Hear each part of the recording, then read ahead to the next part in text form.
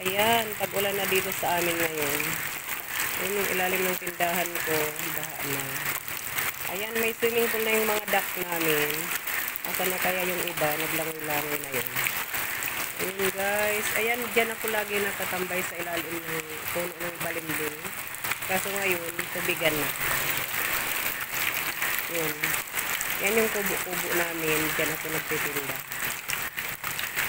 Lumutang na yung mga ano.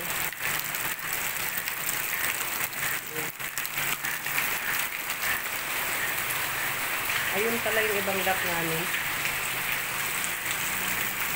Andyan din yung ibang manok. Ay, yung pangsabong na manok nandyan sa loob. Buti na sa taas, hindi abuti ng ulan. Ayun yung likod namin guys. Ayun, baha na. May swimming pool na kami.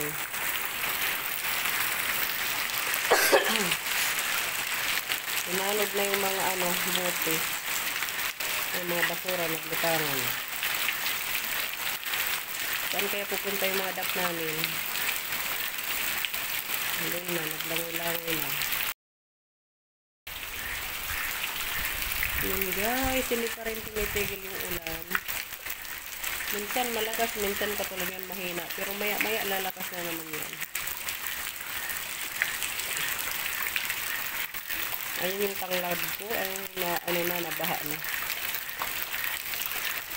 Yung iba naman naming manok, andito na, nakisilong na din dito sa bahay namin.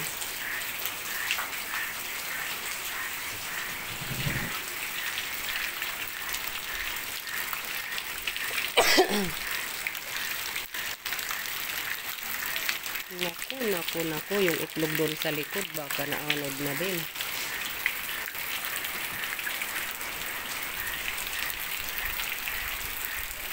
Thank you for watching guys. Bye-bye.